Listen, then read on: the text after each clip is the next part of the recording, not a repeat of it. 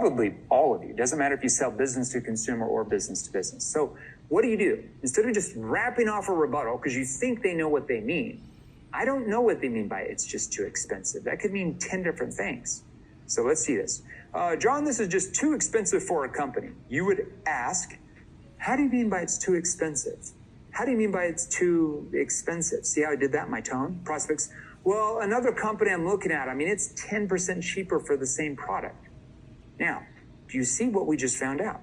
The salesperson now knows what the prospect means when they say it's too expensive. He now means that the product, he's looking at other companies. So now you have a concern there. He's looking at other options and products.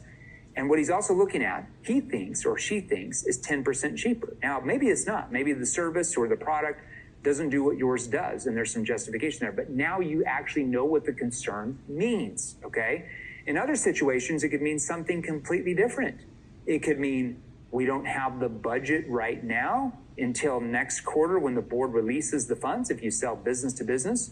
Or it could mean your quote would be too high once we add in repairs and maintenance costs. Let's say if you sold farm equipment or we train companies that even do that. Or it could mean once that they hire someone to implement, let's say if you sell software and they have to hire people to implement, it could take over what they've allocated for that with their budget. It could mean many different things depending on your industry. Can you see how each of those answers reveal a different reason for the objection of this is too expensive? Now here's another example, okay, in the same sense. Prospect says, this proposal is just too expensive for the company. And this example I'm giving you now is pretty much B2B. This proposal is too expensive for the company. You would say, how do you mean, John? Or why do you say it's too expensive? Or how do you mean by it's too expensive? See, 3 different clarifying questions you can ask. Prospect says, well, the most we could pay for the service is about $6,500, $7,000 a month maximum, but you're quoting us around $11,000 a month. Now you need to ask another question. Can I ask how you arrived at that monthly figure of $7,000 a month? See that clarifying question? You got to get behind what's behind that objection. Prospect, well, that's where our CEO allocated us to be able to spend on this type of service because of cutbacks in our department from the recent merger. Now the salesperson can see the picture a lot more clearly than before.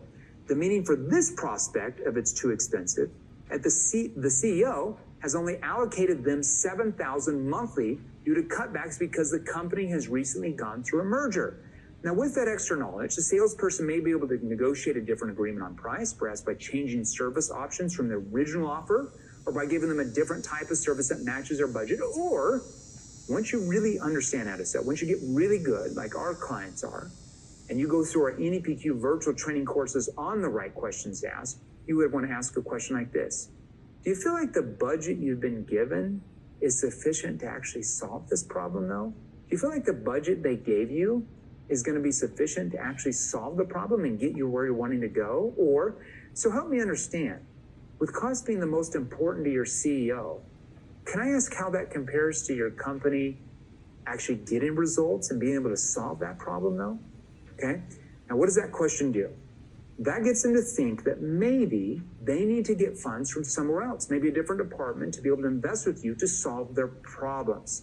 They will get the funds if they don't have them once you've built that gap in their mind by the questions you've asked. See the difference in there? Okay.